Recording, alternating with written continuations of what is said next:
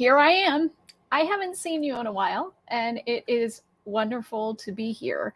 For those of you who haven't watched this program before, my name is Dr. Tracy Pearson. You may have heard me referred to as Dr. Tracy. It is a pleasure to have an opportunity to speak with you. If you're watching this on replay, I thank you for watching. If you haven't seen the show before, welcome and welcome back if you have. So I think that I woke up this morning with a bit of a start. This is not my normal show. My normal show has me with several experts, and we really dig deep into an issue. But because I woke up with a start this morning, practically left a dent in the floor, I thought it was an opportunity to do a show, to have a space to talk about some things. As you may know, I do some work on a number of different networks involving legal analysis, political analysis, cultural analysis. And I've been following the Parkland trial, the Parkland school trial involving defendant Nicholas Cruz, who is in a penalty phase. He's pled guilty, and he is in a penalty phase with a jury in Florida determining whether he should be sentenced to life in prison or whether he should receive the death penalty. And so we've been following that pretty closely on Law and Crime Trial Network, where I spend a good chunk of my time. And so this morning when I woke up, and I don't know about you, but one of the first things that I do is I reach for my phone. So I reach for my phone, and I have some things that I do. I check to see, are there any text messages for me? And then I proceed to check email. And then I go to Twitter, and I usually check the Law and Crime feed first. It's usually the first thing that pops up. And I saw a clip on the feed this morning that I was so incensed, as I said, I leapt out of bed and practically dented my floor. I have this thing about judges. I like judges. I've stood in front of many of them. Many of them I'm very fond of. But the bad ones I really don't like. And throughout this trial, I have had some serious misgivings about the judge that's presiding over this case. And I've tried to temper what I say publicly on other people's networks about that. Today, I'm not going to do that. Today, I'm going to talk about some factual issues related to the judge in that case, and I'm going to show you how she behaves. I'm going to show you what the defense counsel is dealing with. Before I get to that, though, I want to just spend a brief moment talking about trials and death penalties and defendants and lawyers. Last night, I watched an episode of MSNBC where I had an opportunity to watch Stephanie Ruhle, who I love. And she had featured Politics Girl on it. You may follow her on TikTok or Instagram or any number of places, Twitter, any number of places where she puts out these reels. And in that particular reel that was shown last night, she went on and on about Donald Trump and where are the lawyers. The implication, of course, was that the lawyers are not there because, well, Donald Trump's guilty, right? Except that isn't how it works. That just isn't how it works. See, as a lawyer, I didn't care whether you were guilty. That wasn't my concern. Most of the time, our clients are guilty in many cases. If the federal government has charged you, they've got you dead to rights. They are thorough. They are careful. They have extraordinary authority. They have extraordinary resources. And that's why you often see a lot of these federal cases playing out. State court, a little bit different. Better chance there to win. But the fact remains is that when I'm hired or when somebody else is hired, it has absolutely nothing to do with whether you're guilty or not. It has to do with whether you can pay our bill. Truth. Can you pay our bill? Now, when you're a public defender, that isn't an issue. And so for Nicholas Cruz, he has a public defender. And the public defender there, Melissa McNeil, has been doing this for a very, very, very long time. She's very, very good at what she does. She cares about what she does. The folks that work in the public defender's office, frankly, as far as I'm concerned, are the most knowledgeable criminal defense lawyers you could have. Because it's volume of cases and the breadth of issues that they see that makes them so good at what they do. You can hire a private lawyer, but if they're not in court every single day and they're not in trial dealing with criminal cases nonstop, well, they don't have the experience. They don't have the same level of experience, especially if they didn't work for a public defender. So in the Nicholas Cruz case, there's a public defender. And I have watched steadfastly as this judge, and I'll talk about her in a minute, has ruled against the public defender's office repeatedly. And they've been taking their hits every time she rules against them. They're doing everything that they're supposed to be doing in technicality wise. I think there's some things that they could do better. But I also understand they've been hampered. And I learned a little bit more about that today. But people are entitled to lawyers. They're entitled to defend themselves. They're entitled to due process. They're entitled to have their disputes heard in a court where a jury, if they chose a jury, is going to listen and look at the evidence and make decisions based on evidence. Now, the judge in this case will not make the ultimate determination about whether there should be life in prison or death. That's up to the jury. And I've written a little bit about that, and I've got some personal feelings about the death penalty. And I acknowledge that. I acknowledge my bias. I don't support the death penalty. I don't support the death penalty for a whole variety of things and a variety of reasons. And I'm probably going to do a show on that coming up soon. But judges play a critical role in any case, but in death penalty cases. Judges are charged with the responsibility of administering the trial process. So even though Nicholas Cruz has pled guilty, he still has a trial. Okay, so we're calling it a trial, and that may sound weird if you're not familiar with that, because it isn't a trial on guilt. He's admitted guilt. It's a trial based on what should the penalty be.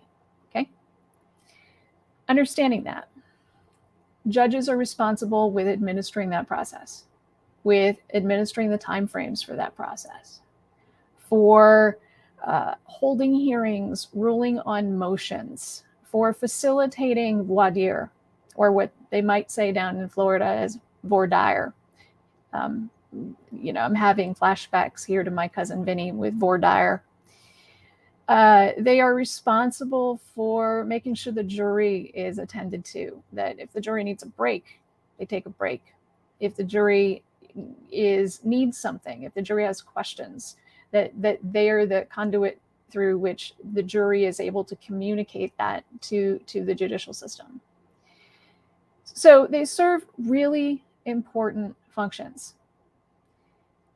And like anyone else, they are biased. I don't espouse this view that there's this thing called neutrality. In fact, I wrote a dissertation about it. I don't believe neutral is a thing. I think it is a legal fiction. I think it's a legal fiction on which we have built the legal system, because to do so otherwise, at least then, would cause the entire thing to crumple at your feet, right? Because if people are biased, well, then the underlying decisions can't be trusted. Now, I don't think that people are neutral.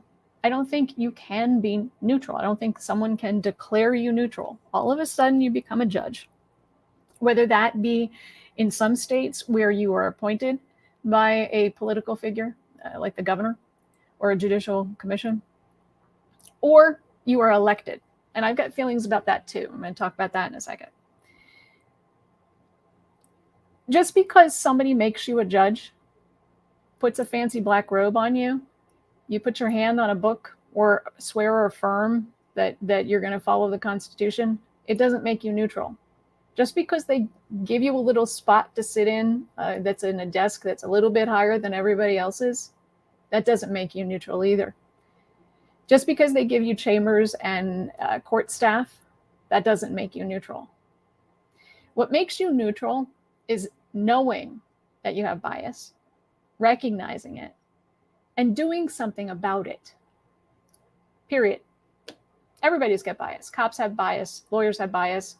Prosecutors who are lawyers have bias. Teachers have bias. Anchors on television stations have bias.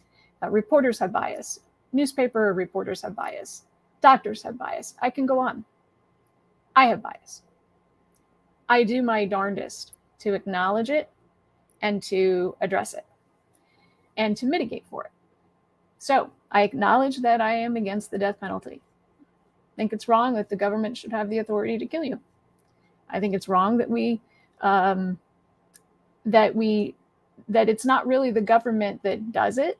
It's that we delegate the responsibility to 12 or 6, usually 12, average human beings who couldn't get out of jury duty to make that decision.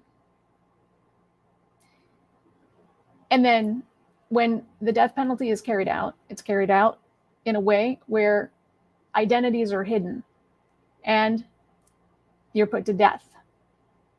If it's wrong to kill people generally, then it should be wrong for the government to kill people too. So I'm against the death penalty, and I acknowledge that. Understanding that, I still can look at the circumstances in the Cruz case and assess the process and assess what's going on in the courtroom. And having watched this, I want to apologize profusely to the families of the loved ones that were murdered at Parkland. You're not going to get justice in this case. You're not.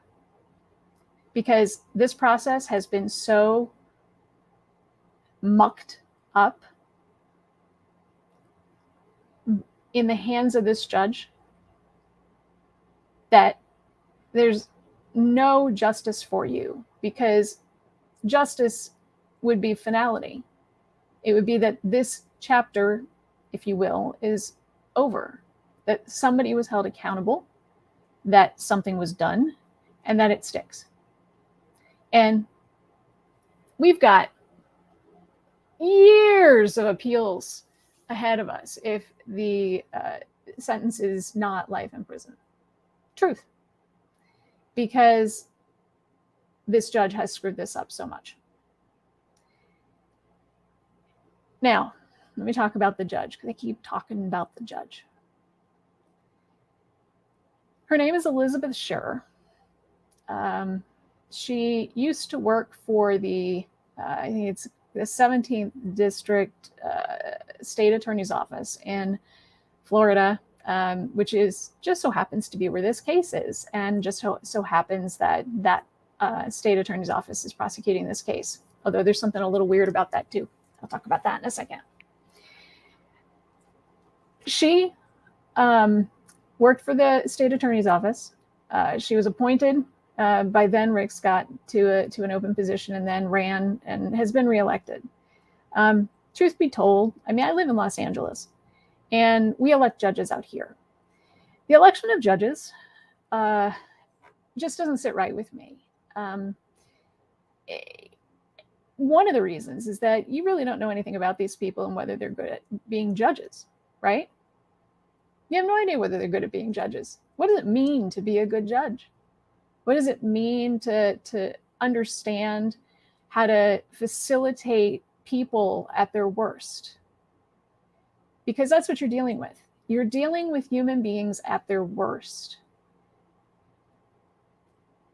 They went to a great law school, maybe. Well, who cares? I don't care whether you went to a great law school. Most law schools teach all the same things. We all take the same classes. We all speak the same language to each other. That's why if you get a room full of lawyers together, we can say things to each other in a way that conveys vast amounts of knowledge that we understand in just a few words. If I talk to you about stare decisis, and I talk to you about res judicata, and I talk to you about estoppel, those are words that we understand intuitively because we were taught them. If we talk about, what makes a contract, I can tell you what makes a contract. There are certain elements required, and it has nothing to do with the type of paper it's written on. So whether you went to a great law school or not, that doesn't make you a good judge. Even if you were a great lawyer, that doesn't make you a great judge. And what does it mean to be a great lawyer? Don't even get me started there. Just because you work at a big law firm doesn't make you a great lawyer. Some of the best lawyers I know worked at small law firms or were solo practitioners. What makes a great judge is somebody who can manage people at their worst. The people that are sitting in front of the judge are going through the worst experience in their lives. The only exception to that is one type of case, an adoption case. That is the only one where it is a happy ending. Otherwise, most of the time, what we're dealing with is misery, right? When you go to court, it's misery. So you have to be good with people. You have to be tolerant. And when I mean tolerant, what I mean is you have to be willing to take a lot, and understand that your role here is to almost be a sponge and absorb it, or let it roll off of you, whatever analogy you prefer. And if you can't do that, well, you're already starting out not in the best position possible. You have to be a human being. When I was practicing, I remember appearing in front of a judge who had previously been a clerk. And it was like overnight, this person turned, I don't know what this person was trying to do, but they certainly weren't doing a good job at being a judge. They were trying to be the judge. They were trying to be what they thought a judge should be. If you're wearing the robe, you've put your hand on the book, or you've affirmed that you're going to follow the laws and the Constitution wherever it is that you are, and you've got the big high desk, you already are the judge. You don't have to pretend to be one. Just do your job, right? Well, this one, she would act like the judge. And she would exert power in ways that just wasn't helping her. And I was fortunate enough in the state that I practiced to be able to submit reviews of judges. I would get selected every so often, and there would be, a form that would come to me, and I could write stuff like that down, and I would in detail write down things like that in exactly that language. She'd do a much better job if she'd stop pretending to be the judge and just be the judge. We'll respect her at that point. If you're just pretending to be the judge, we won't respect you. So in my state, judges were appointed. In states where you're elected, you have no idea whether they're good at what they do. In states where they're appointed, if there's a judicial commission that's representative of the population in the state and of different factions that may have an interest in ensuring the fair administration of justice, they often do a selection process, and then the governor will appoint a judge. And you have some semblance of understanding that they may have the temperament, you might have heard that word before, temperament, to be a judge. They might have the experience to do it. They might have the skills to do it because somebody looked at all of that. But where I am right now, I have to go research those things. And it isn't in one place. There isn't enough detail in one place. You should see me when I vote. I've got my ballot. I've got Ballotpedia open. I'm doing Googles. I'm reading the LA Times. I mean, it's really hard. And when it comes to other types of political figures, they give you a lot of information, but judges, not so much. And judges are really important because they have the most direct impact on your life, right? So I talked a little bit about bias, talked about a little bit about how judges are chosen. So let's talk about this judge. I know I'm going to mess up her name. It's Elizabeth Scherer is the way I think you pronounce it. And as I said, she was appointed by Rick Scott, then has been reelected a couple times down in Florida. She was previously a state attorney general or an assistant state attorney general. So she was a prosecutor. She prosecuted people who she believed were guilty of crimes. A lot of judges are prosecutors or former prosecutors.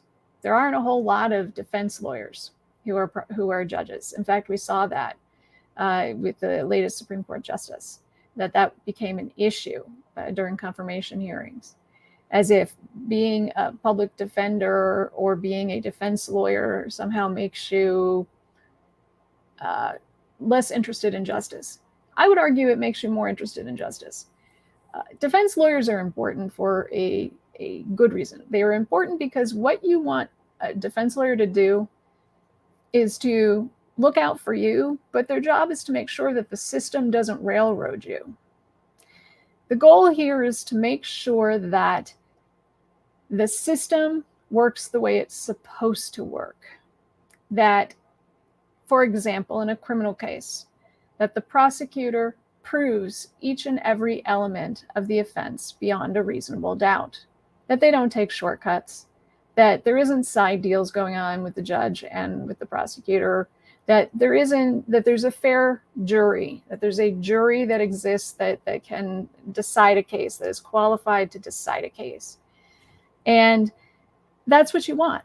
You want somebody who is going to oftentimes be sort of the bad guy in the room. They're the ones that are going to hold people accountable. They're going to hold the prosecutor accountable for not taking shortcuts. They're going to hold the court accountable for making sure that the court is doing what they're supposed to be doing. And all of that is to make sure that you have the full benefit of the laws and the Constitution in your particular jurisdiction. If it's federal, it's the federal Constitution. If it's state, it's the state Constitution. But that you have a fair shot at whatever the outcome is that you're seeking. That's what defense lawyers do. You often hear sometimes they do God's work. They are heroes in my mind. They really are. Because it's really easy to accuse somebody of something. It's really hard to defend somebody of something, right? I mean, think about how often you come to another person's defense. Do you? It's much easier to jump on board the bandwagon and accuse someone. So I think that defense lawyers are heroes and are incredible people. They work very hard. They're paid very little, most of them. The ones that you see that are high paid lawyers are among the very tiniest, insignificant percentage of lawyers. When I was doing criminal defense on a sort of an appointed basis, it was $60 an hour. I guess $60 an hour, and I, had a maximum that I could get paid in a particular case. Now, that sounds great if you're making $15 an hour. But if you have to support a staff and you have to pay taxes on it yourself and you're self-employed and you have to pay self-employed income taxes, and you have an infrastructure you have to support, an office, keep the lights on, do the advertising, run the website, drive your car, all of those things. If you have to do those things, $60 an hour you're losing money. So there's a reason why we do it. It's because we like it. Now, I practice in a lot of different areas, but I did do criminal defense for a good piece of it. And so I have an affinity for criminal defense lawyers. That's not to say that I don't respect prosecutors. I have what I would call very good friends that are prosecutors, and they're good people. And there are a lot of good people that are prosecutors. But they have a certain way of thinking. And sometimes, even when I'm on TV and I've got a prosecutor or somebody who used to be a prosecutor who's also a defense lawyer now, who I'm appearing with and we're talking about issues, sometimes you'll see that prosecutor mentality come back. And, I just smile to myself and let it go. You can always sense it if you've ever done any of this work. Okay. So I've had a problem since the very beginning of this case, when I was following it in the newspaper, that this judge was not handling this case properly. She mucked up the jury selection process. She has never done a death penalty case. She was assigned at random, which makes sense. And that's how a lot of courts work. But she's never done one of these cases. Now, going back to what I said, now you have no idea whether the judge is good at what they do, right? Well, the judge is assigned at random, so you have no idea whether they've had a death penalty case or not. And does it make sense, really, to assign a death penalty case at random? And I ask this question because as criminal defense lawyers can't be assigned death penalty cases at random. You actually have to be death panel qualified in almost every state and jurisdiction. So, but with judges, well, if this is your first one, it'll be a learning experience, right? Guilty anyway. That's not a way to run a legal system. It isn't. Now, the other thing is that judges muck up jury selection all the time. You see it all the time. And as somebody who has a doctorate in education, in organizational change and leadership, I can tell you that there's a way to fix that, but we're not going to talk about that today. So she mucked up the jury process in such a way that it very well could end up being an appeal issue. It will be an appeal issue. It could, in fact, be reversible error. And then what happened, as I said, this morning is I saw this clip, and I've seen her before. And the other day, for example, I was on TV Tuesday, and I heard her talking. She made mention of interlocutory appeals in such a negative way as she was speaking to defense counsel without the jury present, that I was making audible sounds while we were watching it, but we weren't live on air. I couldn't believe that she was making these comments on the record, and in such a way that it suggested that, well, how dare anybody exercise their right to due process? Because that's what an interlocutory appeal is part of. It's asking an appeals court to decide an intermediate issue that's essential to a case. And we can't wait to the very end of it, because there'll be harm done if that happens. If that decision is allowed to stand and not reversed. So this judge was making these comments, and she's had an attitude. She's had a tude. Okay, I've sort of nicknamed her in my head Judge Violet. And it was very apropos that I did that. I've never mentioned it on some other network because I don't think it's appropriate to do that, but here I can. And so Judge Violet, and it's because of her eyeshadow. She's gotten a little bit better with it, though. She has to have things her way. And yesterday, she took the defense to task for other things. There was an offhand comment made about a lawyer who was apparently sitting on the floor in a corner behind defense table, going through the file. Now, these files can be huge. They can be boxes after boxes. And apparently this person needed something, and there's only so much room on these tables. And so they were going through this box. And I guess she got some messages about that. And so she chastised defense counsel for having done that, and said, go use a conference room if you have to do that. I've got a conference room back here. Having watched her court and having seen her, I can tell you that I would be disinclined to say, sheesh, Your Honor, would it be permissible for me to please go use your conference room to rifle through my file at the moment that I need something? because, and could we take a break for it? Because I need to be in the courtroom while that's happening. I call her Judge Violet, not just because of her eyeshadow, because she sounds a little bit like Violet from Willy Wonka and the Chocolate Factory, as in, I want it now. I want it the way I want it. Get me a golden goose is what I expect her to say next. And I'm just done with her. So I'm not actually alone in this. And I wanted to share with you some, what I would say, some sort of important things that I've pulled up in the media that might be helpful in understanding this.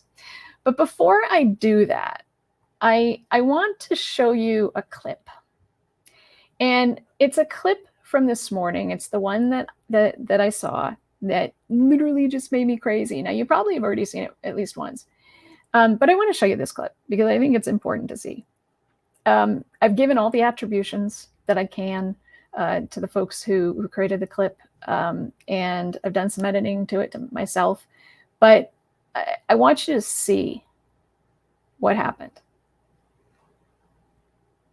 Who is your next witness, and when are they being called, and which attorney is going to question them? Let me be clear, if I wasn't before.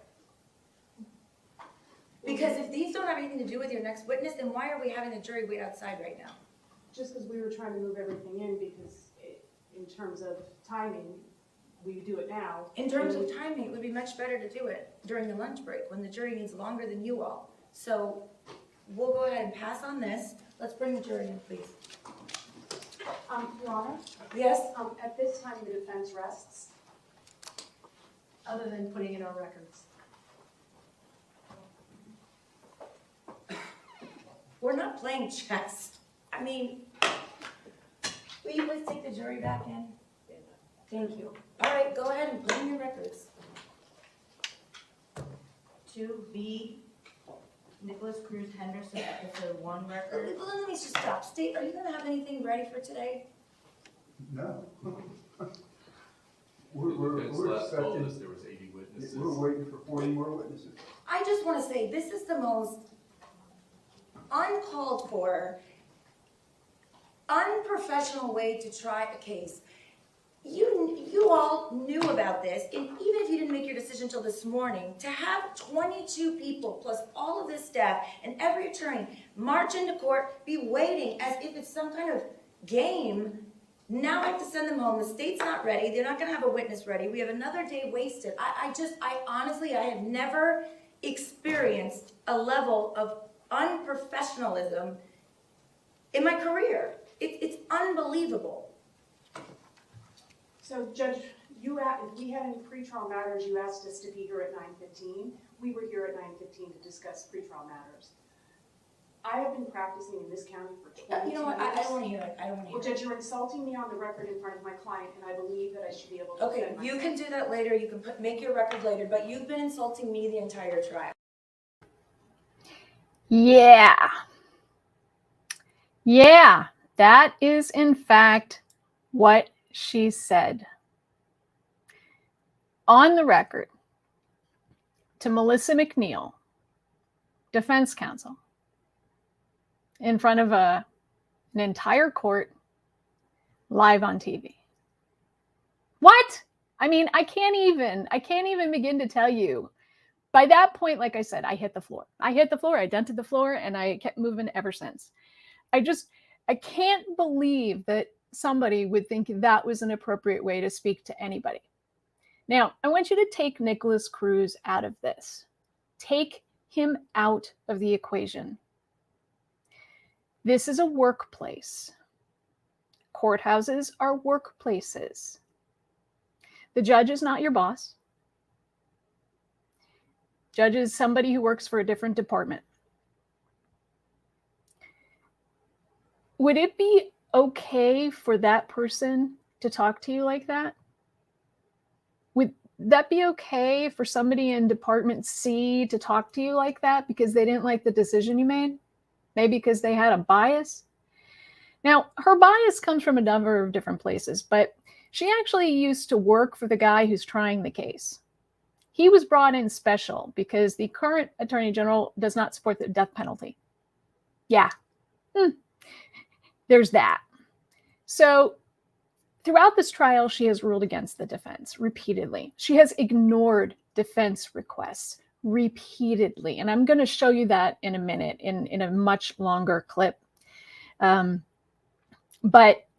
I couldn't believe what I slow down something just to give you an idea of what I'm talking about.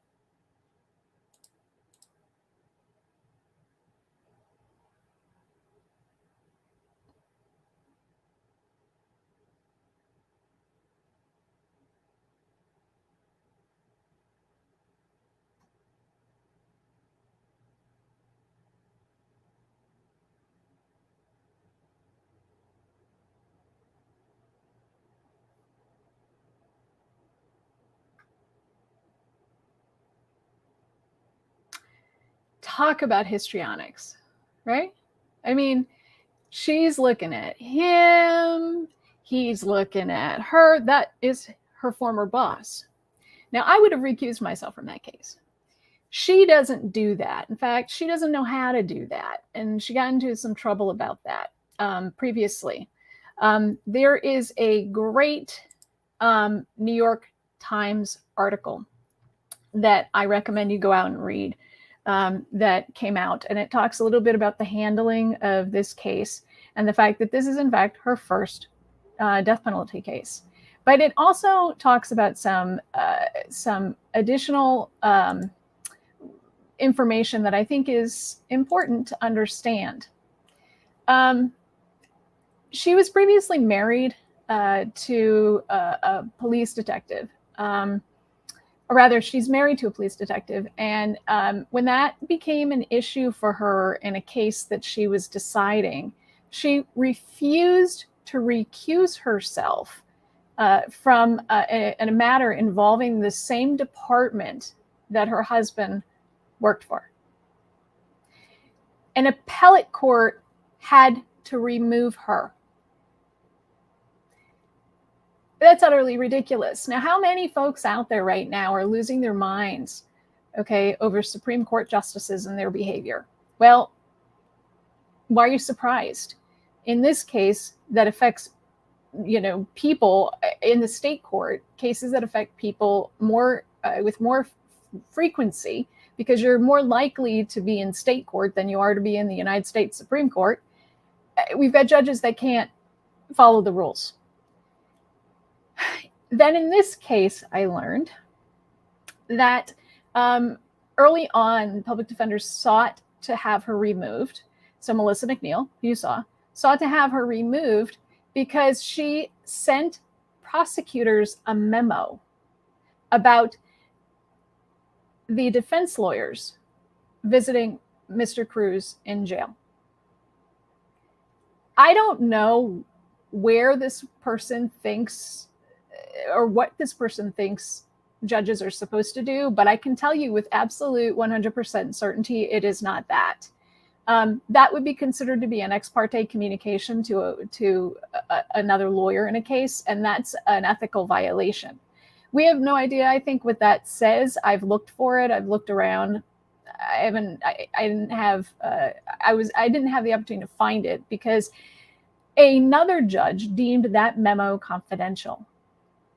Yeah, so judge wrote a memo to the prosecutors about defense counsel visiting Cruz, and another judge deemed that memo confidential. Oh, yeah, I want her making decisions about my objections and what evidence comes in. Yeah, absolutely. I totally trust that this process is going to go exactly the way it should, which is that I should be treated fairly, right? What? I can't even. I really do start to stutter, and I start to want to say words that I really shouldn't say on a recorded program or on video or over LinkedIn or Twitter or anywhere else. But it is astronomically obscene that somebody would do that, that a judge would do that. I think she wants to be a prosecutor in this case, but she gets to wear the black dress and sit on the big chair on the high desk. Check out the article. So this morning, when she made her histrionic commentary, the news reported on it. And I'm grateful for the reporters that report on these things and do it so quickly. And I thank every single reporter out there who does this work and, is on the ground, particularly in cases where we aren't present in a courtroom. So in this case, let's just review this for a quick second. We've got Fox News that reports on it and says, Parkland shooting trial, judge lashes out at defense lawyers after they rested their case. Lashed out. Great language. NBC reported on it. Judge irate as defense abruptly rests in the Parkland school shooting trial. She's an irate judge. That's who I want ruling on my objections, on my evidentiary requests. That's what I want. Somebody who's irate and somebody who lashes out. CBS had a little bit of a different take on it. Defense lawyers in Parkland school shooting trial unexpectedly rest their case, sparking heated exchange with the judge. Now, I've shown you the clip. The only heat was coming from the judge.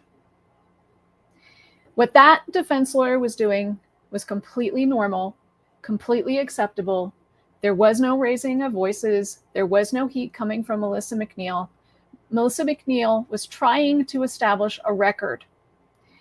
You have to establish a record because this case is going to be appealed. But you establish a record by making sure that everything that is important is written down. If it's not written down, then you haven't preserved it. And so if you don't state your objection on the record, if you don't address the issue on the record, then an appeals court may not consider it. Now, when there's a trial, and for those of you who are watching or who may be watching on replay, you probably know this, but when there's a trial, it's really basic, okay? There is, and both sides give openings. You might, as a defense lawyer, delay your opening as they did here. Then the prosecution it goes through the process of submitting evidence in their case by calling witnesses and introducing all sorts of things, documents, videos, audio recordings, things like that.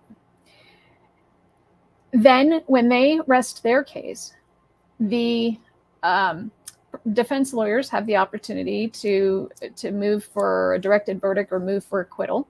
We've seen that, and it's usually unsuccessful. And then the defense starts their case. Again, if you've delayed your opening, you'll give your opening, and then you'll present your evidence.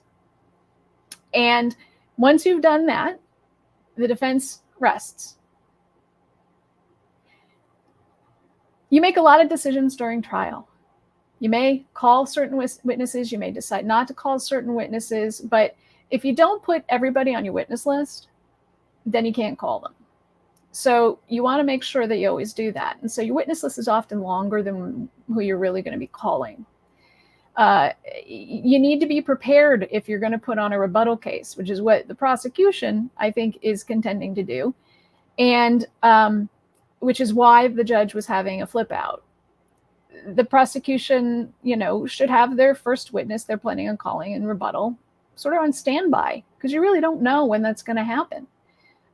There's been a long history in this case of the prosecution and defense counsel, not Melissa McNeil, but the defense team, having grave difficulty in communicating with each other. And, people are incredibly invested in their sides of the case. So they rested their case. Literally, that's what you just saw. You saw defense counsel rest their case. And apparently that was supposed to be telegraphed in advance. Probably permission was supposed to be sought by the judge, for all we know, in her head. If you can't sit on the floor and go through a box, imagine what you have to do to rest your case. It's just crazy. It was crazy. This is crazy. This is nutty. Okay. But it isn't just this. It isn't just this. This judge has an ethical background that's questionable, as I said, there's this New York Times article that talks about how an appellate division had to make a determination that she frankly should have been responsible enough to make, and should have been knowledgeable enough and ethical enough to make. And we've seen her behave badly in this case. What do I mean by that? Well, let me show you.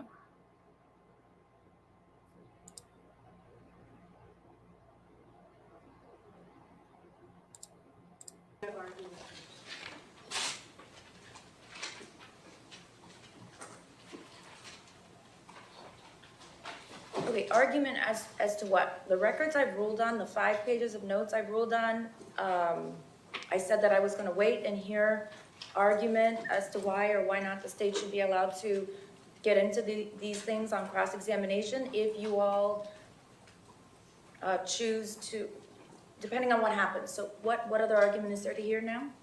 So, Judge, if I'm understanding correctly, your ruling was on those particular documents that you just referenced? Correct. It contains swastikas, that you do not believe that the prejudicial effect of those documents is outweighed by the probative value, is that correct? Yes, why are we repeating what I've already said? I'm asking for clarification because I need to make an argument for the record. I just Okay. want to make sure I understand. That's my ruling, yes. Okay, so in essence, you've now ruled on the state's SF-202 motion that they filed after the jury was sworn, admitting the swastikas into evidence.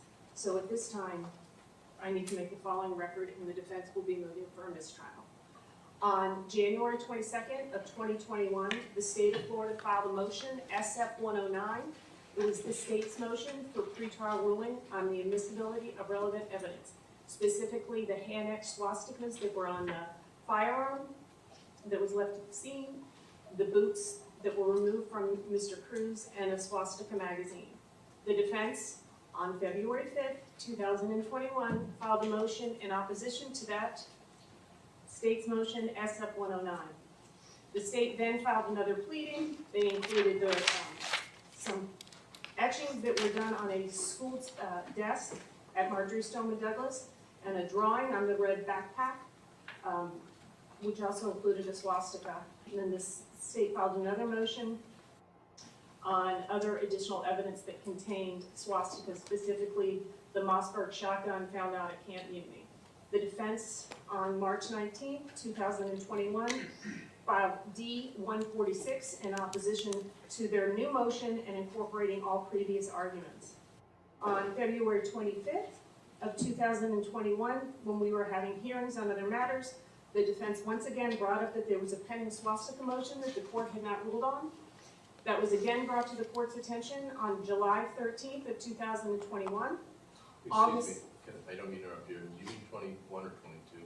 21.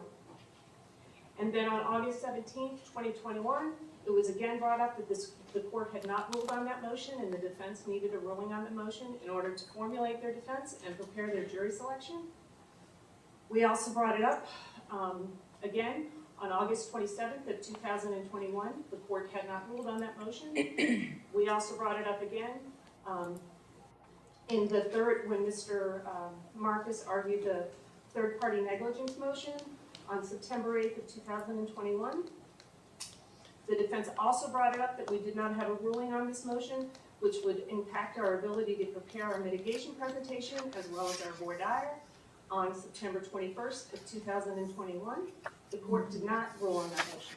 Mr. Cruz pled in October of 2021, and at that time, the defense said that we were withdrawing our motions on the issues of identification, and that we asked that the court rule on SF-109 and the other motions the state had filed relating to that issue. The defense again brought this issue up before the court on October 26, 2021, and requested a ruling on the matter, as it would affect our ability and the decisions we would make in the presentation of the penalty phase in this case, as well as how we would proceed with jury selection.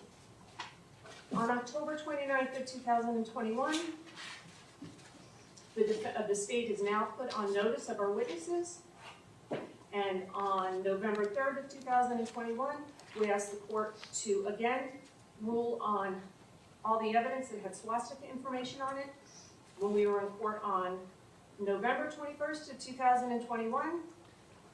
The swastika motion was not mentioned by the state, knowing that they had a pending motion. On December 7th, 2021, the swastika motion was once again not mentioned by the state, knowing that they had a pending motion.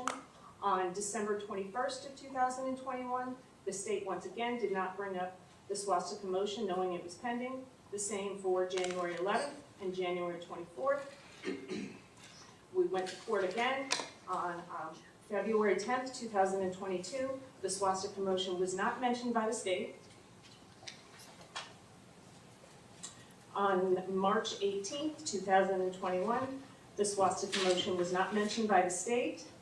The defense requested at that hearing that all outstanding motions need to be heard before jury selection because we needed to know how the court's rulings would impede our presentation in the penalty phase as well as jury selection. The court did not rule on the motion. On March 30th of 2022, again, the swastika motion was not mentioned by the state. It was not mentioned again on April 1st, on April 5th, on April 6th, 2022. Knowing that this motion was pending, the court did not address it, nor did the state. And the following dates, we were also in court and the motion was not heard or addressed. April 27th, 2022, April 16th, 2022, May 23rd, 2002, May 25th, 2002, June 6th, 2002, June 7th, 2002, June 8th, 2002, on June 14th, 2022,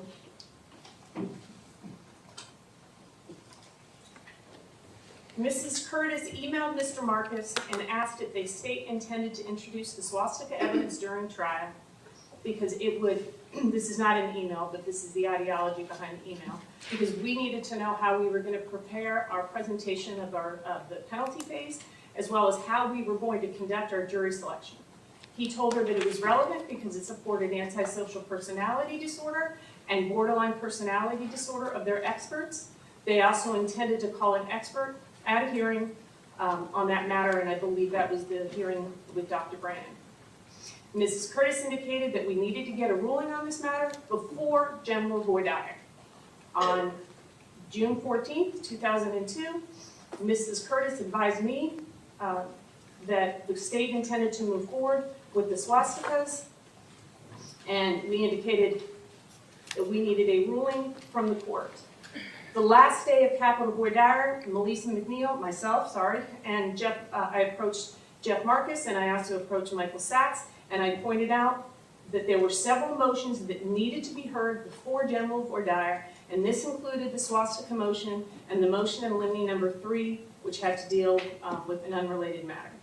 The defense mentions the need for a hearing on the swastika.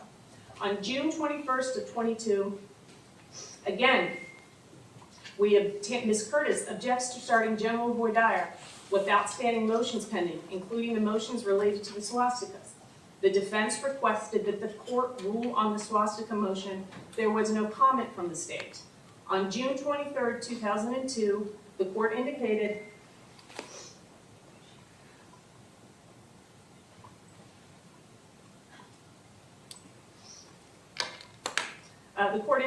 I'll have that done by Monday morning, so be ready for a full day on Monday. I need to ask one thing before we leave. This is you asking the parties.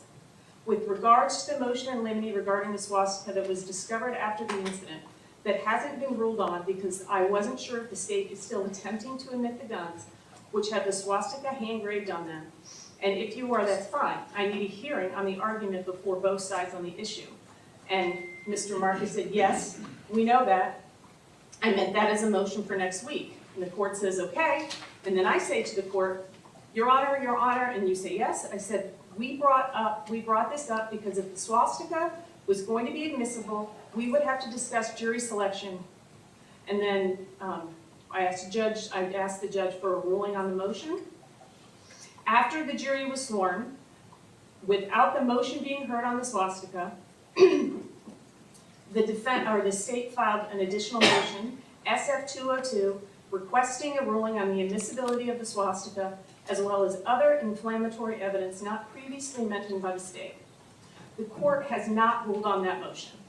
The defense at that point made an argument that the presentation of our penalty phase would be impeded, or perhaps we would have had a different strategy as to the presentation of our evidence. And also, our voir dire would have been different because we would have asked each individual prospective juror what their feelings were about swastikas and other anti-Semitic comments that Mr. Cruz has made through the documentation, either things that he has drawn, things that he has said, or things that other people have heard him say. So, in essence, by allowing the swastikas to come in through carry on, the court has ruled on SF 202. The court's failure to rule on this motion prior to the swearing of the jury and during the pendency of this trial is in fact an abuse of discretion by not ruling on it, because the defense has chosen not to do certain things without this ruling. An order granting a mistrial is required only when the error upon which it rests is so prejudicial that the entire trial, that it interferes with the defendant's fair trial rights. I'm citing Smith versus State at 866, Southern Section 51, and Overton at 801, Southern Second 877. Over defense objection, the state has admitted into evidence photos of the crime scene showing blood spatter, books about the Holocaust.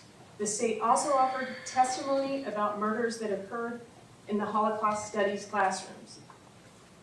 They were making a very thinly veiled attempt to compare Nick to the Nazis. Doing so violates the following constitutional rights. Due process. Florida Constitution. I'm sorry, when did they do that? During their case in chief. And by how? By showing the actual crime scene photos? Right, and we filed pretrial motions telling them, requesting that the court not reference that room as a Holocaust room, and it was in fact referenced as a Holocaust room. We also Okay, asked I understand what you're saying. the defense repeatedly, and the record will stand for itself. Okay, let the record stand for itself then. Requested, I'm rebutting what Mr. Marcus is saying, that the court rule on this matter, because we knew how important it was to how we would proceed with our penalty phase and how we would conduct our jury selection. We are not complaining. We are advocating for our client. That's why we continue to bring this up to the court's attention. And the court did not rule pretrial, and they did not rule before the presentation of the state's evidence. The reason why the swastika was covered up on the firearm is because I requested that it be covered up because the court had not ruled on the motion. And the pleadings that the state had filed clearly illustrate that they are not just talking about the gun. They were trying to bring in the stuff from Camp Newton. They were trying to bring in the stuff from the desk. They were trying to bring in the stuff from the backpack. And because of that, pull the motions up then. And because of that. I'm sorry, who are you talking to? To Ms. Chiappoli. Okay, who's please saying don't- that the don't- motions do don't not have- talk. One at a time? No, I'm going now. Don't talk to each other back and forth. It's unprofessional. This is not happening. Okay, I apologize. But the point. Ms. Giapponi, if you were talking, that goes to you too. Word, Your Honor. Do not talk directly to the state. State, do not engage. This is getting out of hand. It got out of hand yesterday and it's not happening again today. If you all want to speak, you speak through the court. Everyone knows that. That goes to both sides. Yes. Wrap it up, please. The point is this, the defense is now put in a position, because we were not able to voir dire on this issue, and because the court has not ruled on either 190 or 202, that we are forced to introduce very inflammatory prejudicial evidence against our own client. And because of that, we move for a mistrial. This is not a strategic decision. This is because we have told this jury that we will be honest with them, which is one of the reasons why we repeatedly asked the court to rule on these particular issues. Okay. I have no other matters for the court, and I appreciate you giving me the patience to make my record. All right. The swastikas to this point have not become an issue. The state has indicated in their motion that it would become an issue in rebuttal. In other words, that is where they wanted to bring it in, depending on the testimony. And the court has an obligation to hear the testimony before I can decide whether or not it is relevant and whether or not the door has been opened. Now, you can't make something an issue and then expect the court to prevent the opposing party from their right to confront the evidence. And as far as this, what I would call an anticipatory mistrial as to evidence that may or may not come in on cross-examination, or evidence that you have a choice of whether or not you can put in, or through a witness that you have a choice as to whether or not you can call, is disingenuous. It's denied. Your motion for mistrial is denied. My ruling remains the same. Let's bring in the jury. I'm sorry. Yeah. So anytime she wants to deny something, I won't say anytime, a good portion of the time, she calls it anticipatory. You can actually file a motion to have something not allowed into evidence. It's called a motion in limine, or a motion to suppress. And you can suppress certain evidence. You can ask that the court not allow certain evidence to come in because it would be too inflammatory. What they're talking about there are objects. They're not talking about humans talking. It was inane to hear her justification and to listen to her through that entire presentation. At one point, she's reorganizing her bench. You can hear the jingling of keys. Another point, okay, she's sighing multiple times, even though there's an audio recording picking up her sounds. She is got a strident tone every time she opens her mouth. When she's chastising the lawyers for talking back and forth, which happens. If it went on a long time, it would be one thing. But it was a one-time exchange at that moment where the state started it. When she chastised the state, she was actually looking at defense counsel. It blows my mind that this woman has no self-awareness. She has no self-awareness. Taken in connection with what I saw today about her behavior. I mentioned this the other day on TV. There was a judge I used to appear in front of. His name's Bob Foley. I like Bob. Bob called it like he saw it. He was kind. He understood that people were at their worst moments. I mean, look, Nicholas Cruz is at his worst moment. These families are at their, I think their worst moment is ongoing. Frankly, the only people that are not having a bad day are the prosecution, because Melissa McNeil and that entire team over there carries the weight and the burden of trying to keep Nicholas Cruz alive. That's all they're trying to do, is keep him alive. And defense lawyers that do death penalty cases frequently will stay with that client through the end. They'll go to the execution and sit there. So all she's trying to do is advocate for her client. And I played that long clip for a very important reason. I wanted you to hear that this judge is not doing her job. She's not ruling on motions. She is not addressing pending issues that impacted that case. She is not allowing the defense to be able to do what the defense needs to do. And Melissa McNeil laid out very clearly something that was critical. And you saw on the screen the word critical came up. That was my doing. They needed to be able to inquire of the jury about the issue regarding the swastikas. Take the word swastika out of it. Call it a toothbrush.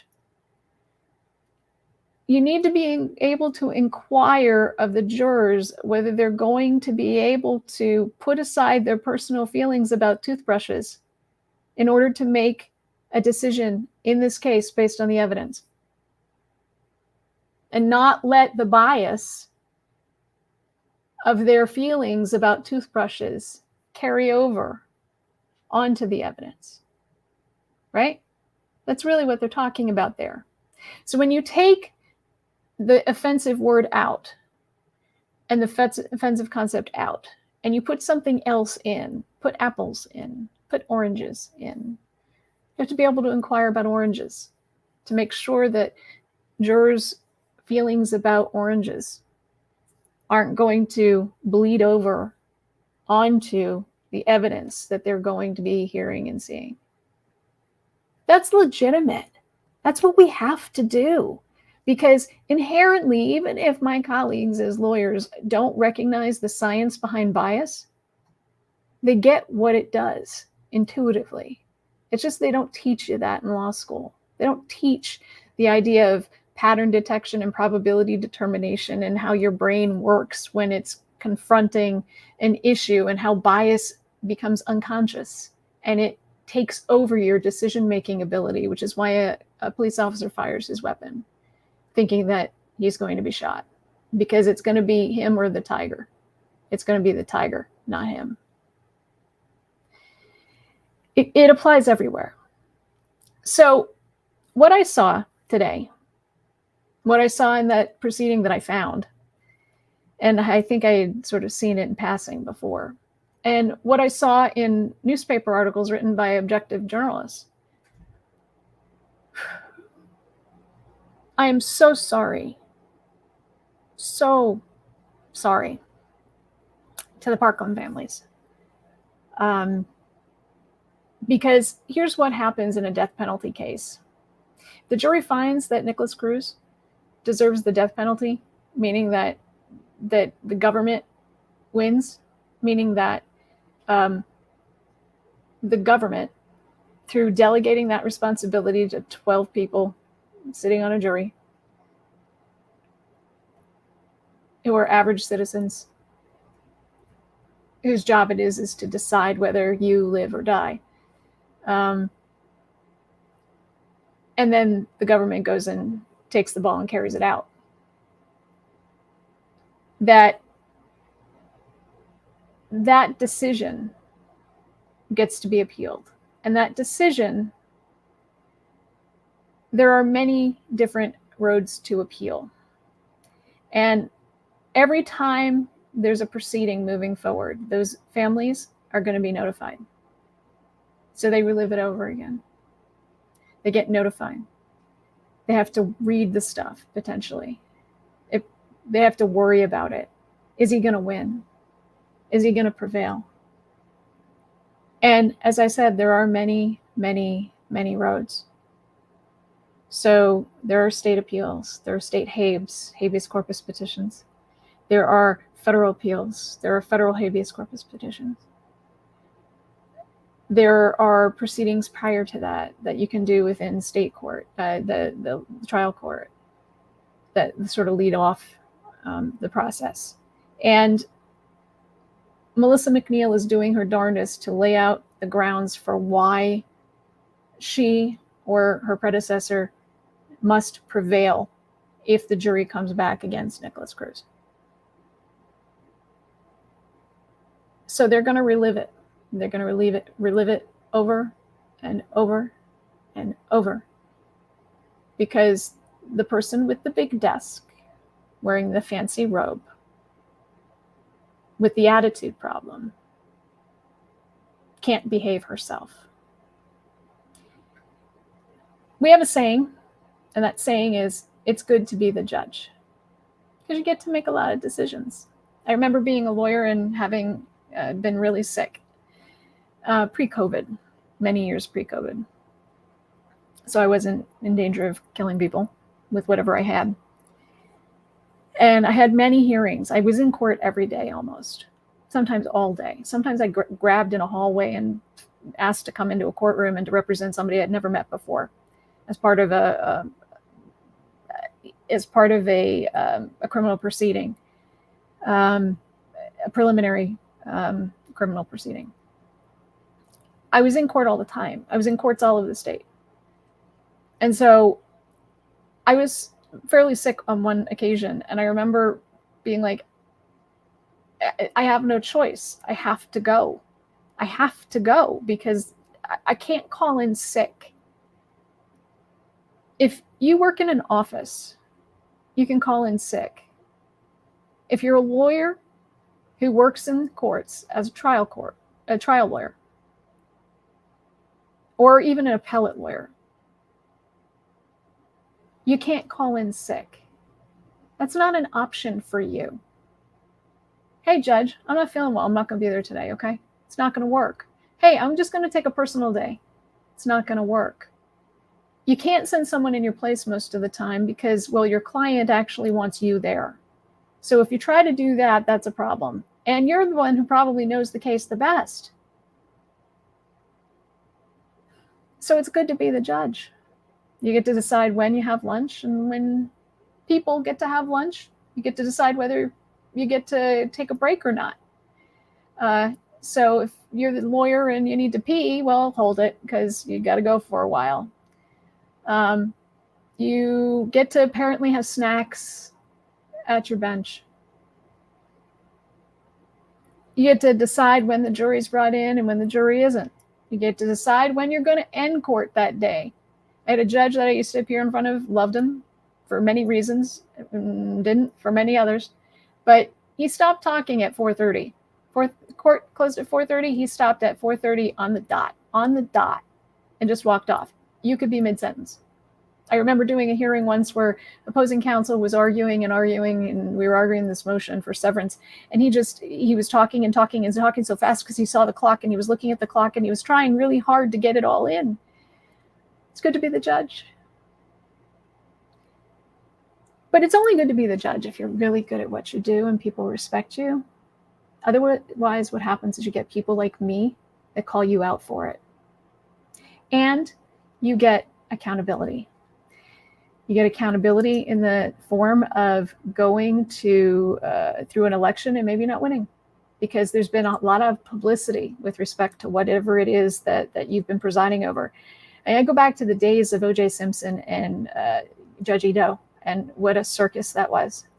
This is the same sort of circus. It's just I think we've been immune to it or desensitized to it. But judges have to follow ethical rules, unless you're in the Supreme Court, which is another whole episode. But judges have to follow ethical rules. And I want to just show you one. Each state has their own, if it's a state court, and that's what we're dealing with here. And you can't be more clear. A judge shall, it's not may, shall be patient, dignified, and courteous. Patient, dignified, and courteous. That's that sponge thing that I mentioned. You got to just suck it up. Let it roll over your shoulder. You can't be a jerk. You can't be rude. You can't be obnoxious. Now, as I said, there's this judge that I love, Judge Foley, and he had this thing where he would say, "It's not about you. It's not about you." And he said it to me once. It was deserved. He also said it to me once, "Put away the face." That has served me well in TV, so take that for what you want. But Judge Foley said, "It's not about you." And if anybody anywhere knows this judge, friends with this judge, interacts with this judge, can someone please tell her it's not about her? It's about the families of the Parkland victims. And it's about Nicholas Cruz, who may end up being executed by our government. It's not about her and her eyeshadow and her jiggling her stuff on her desk and her having a tood. Because guess what?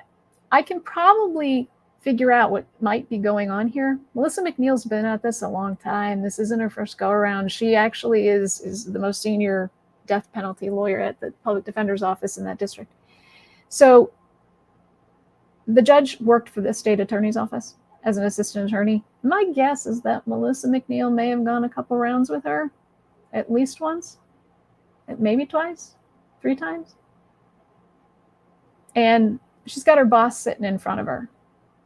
There's loyalty there. So maybe she needs to do some self-reflection about how she treats people.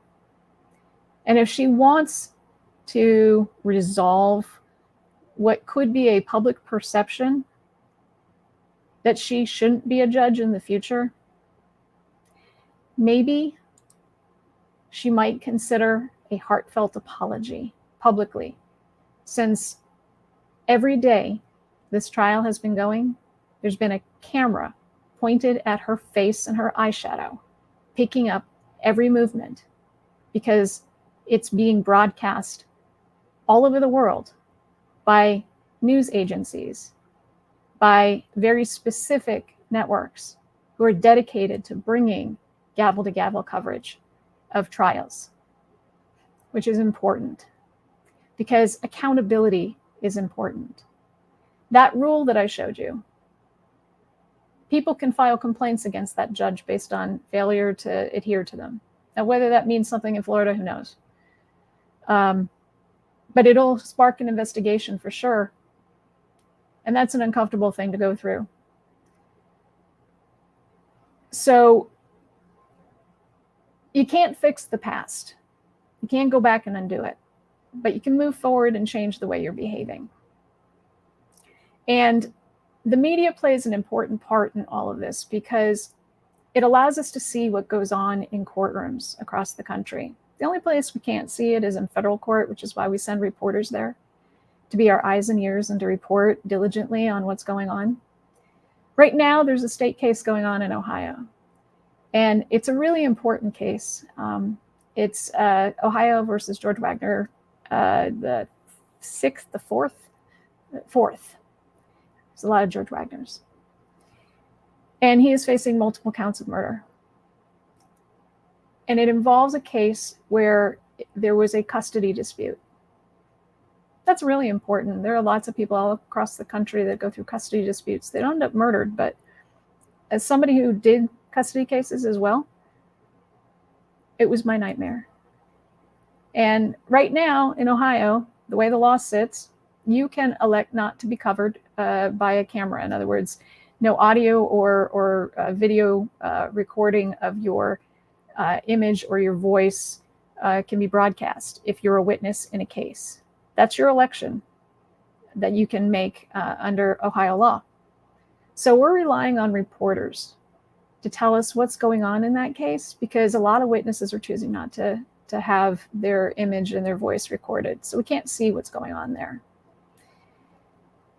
And it's the media that keeps the courts honest. It's the media that exposes this kind of crap that just tells me that our judicial system is in trouble. When you've got people like this on the bench making decisions that could impact whether somebody lives or dies, when you've got people like this that can't be polite, just be polite. Like, look, of course, you're the judge. Mistrials are about whether you did something wrong or whether the state did something wrong. Get over it. It's not personal. It's not about you. You're here for them. You're here as a public servant for them. And it's the media that brought that to you, not me, who's doing a program on it, but the mainstream media, the folks that are doing the news programs on all of the networks, Fox News, NBC News, CBS, MSNBC, CNN, Law and Crime Trial Network and Court TV, and others, and all of the local affiliates that'll cover this story. They're the people that are helping us maintain integrity in our court system and in our government. And they are the people that are going to help compel accountability. I said that defense lawyers are heroes, and I absolutely believe that. And I also think people who are journalists, they're heroes too, because they bring you information that you need to know so that you know what's going on in these places that make important, critical decisions.